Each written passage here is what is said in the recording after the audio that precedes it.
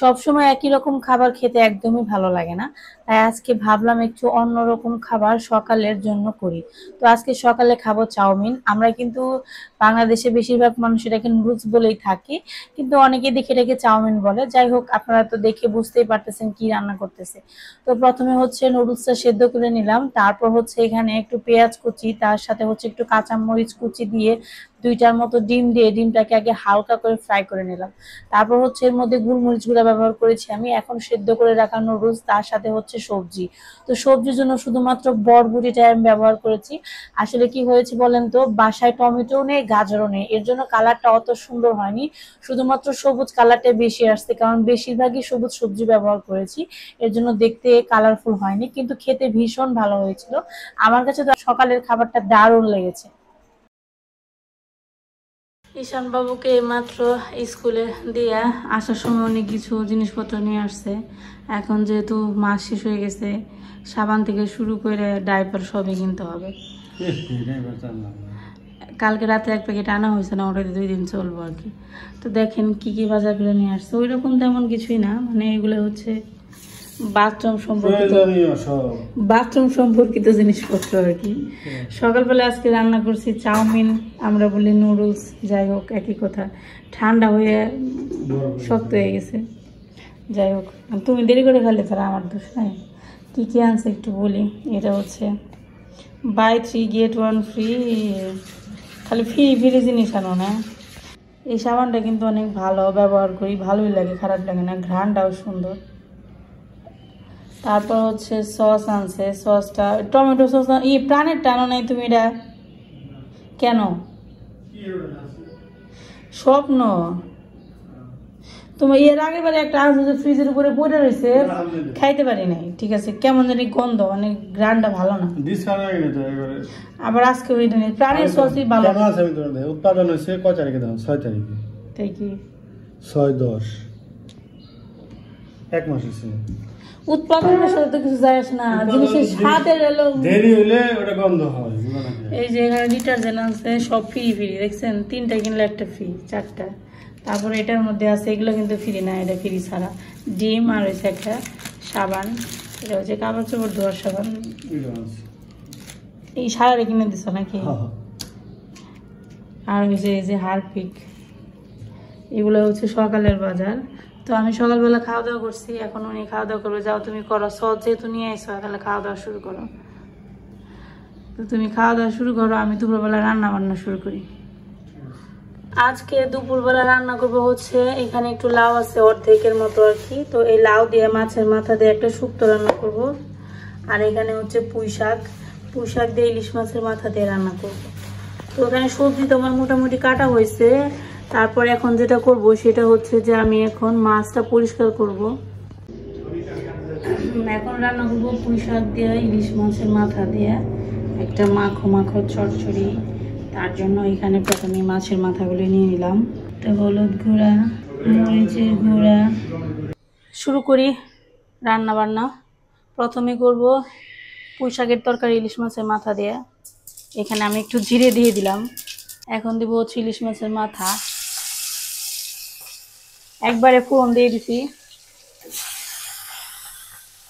যাতে পরবর্তীতে আর মাছের মাথাটা আলাদা করে ভেজে রাখার দরকার না হয়। একবারে ভেজে এর মধ্যে হচ্ছে শাকটা দিয়ে দিব।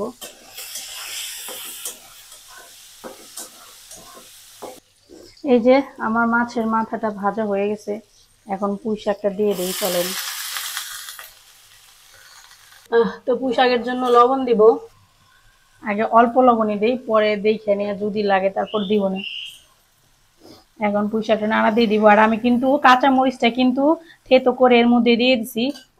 তো একটু হালকা সময় নিলে এটা দেখা যাবে একটু পরে নেতিয়ে পড়বে, তখন নাড়াচাড়া দিতে সুবিধা হবে।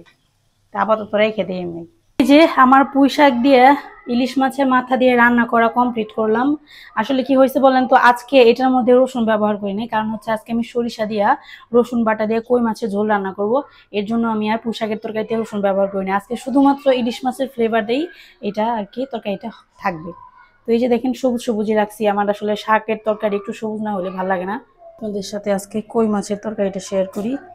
তো এখানে হচ্ছে আমি কই মাছটা পরিষ্কার করে ধুয়ে নিয়েছি। আপনারা অনেকে বলবেন কাঁচা মাছ দিয়ে রান্না করেন আপনি, আমি কাঁচা মাছ দিয়ে রান্না করি। বলো, এখানে দিলাম সরিষা বাটা, কাঁচামরিচ বাটা আর জিরে বাটা, সব মিক্সড করা বাটা আর কি। সরিষা বাটার সময় লবণ দিছি, তাই লবণের পরিমাণটা একটু কম দিলাম, কারণ যেহেতু আগে লবণ দিয়ে দিছি একবার।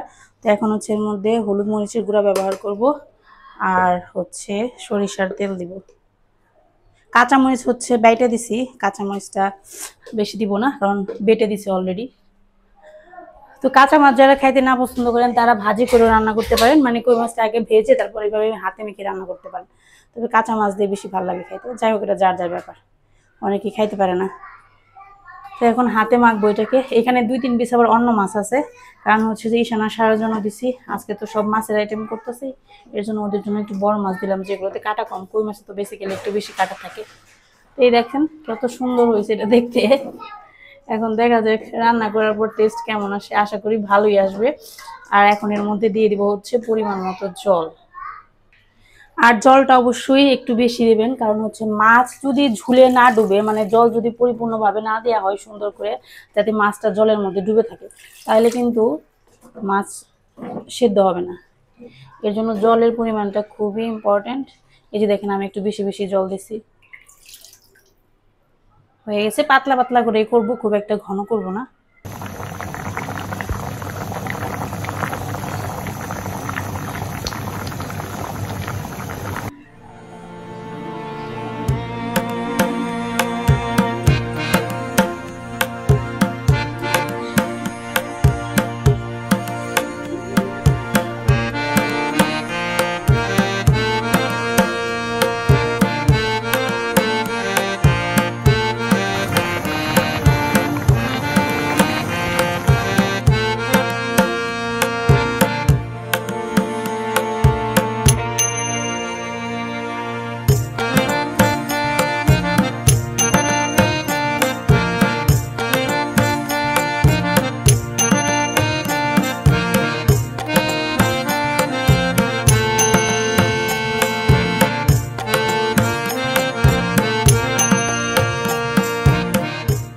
এবার রান্না করব লাউয়ের শুক্তো।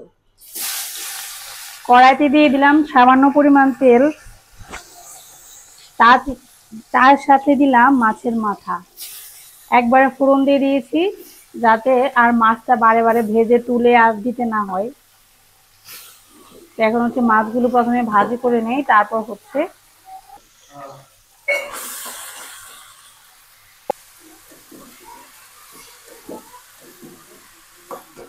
এই তো দুপুরবেলা খাওয়া দাওয়া শুরু করতেছি। আজকে কি কি রান্না করছি আপনাদের চলেন একটু দেখাই আমি।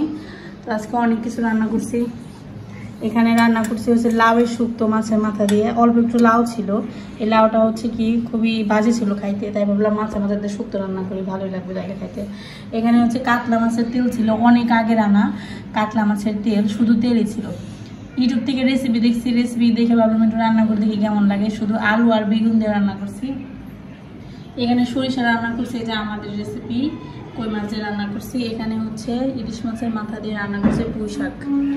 তো এই হচ্ছে আজকে আমার দুপুরের খাবারের আইটেম। তো এখন খাওয়া দাওয়া করবো। তো খাবার বাড়ি, তুমি কি করবা, খাইবে না? কি করবা গো? তো প্রথমে খাবো শুক্তো দিয়ে, না আগে প্রথমে খাবো হচ্ছে মাছের তেল দিয়ে। তো প্রথমবার আর কি ট্রাই করতেছি মাছের তেল, জানি না খাইতে কেমন লাগবো, খাইয়ে দেখি আজকে কেমন লাগে। এই তো খাওয়া দাওয়া শুরু করি। আজকে দুপুরবেলা একটা নতুন রেসিপি করছিলাম, কেমন লাগছে রেসিপিটা? মাছের তেল দিয়ে বেগুন দিয়ে আলু দিয়ে যেটা খাইলে ভালো লাগছে।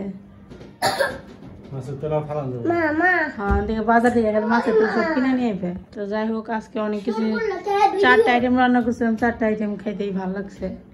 তো এখন সন্ধ্যাবেলা এখন সারামণি পড়তে বসছে, আমরা আমাদের কাজ করতে বসবো। তো আজকে ভিডিওটা এই পর্যন্ত। আপনারা সবাই অনেক বেশি ভালো থাকবেন, সুস্থ থাকবেন। ধন্যবাদ সবাইকে। Tata, bye bye. Bye bye.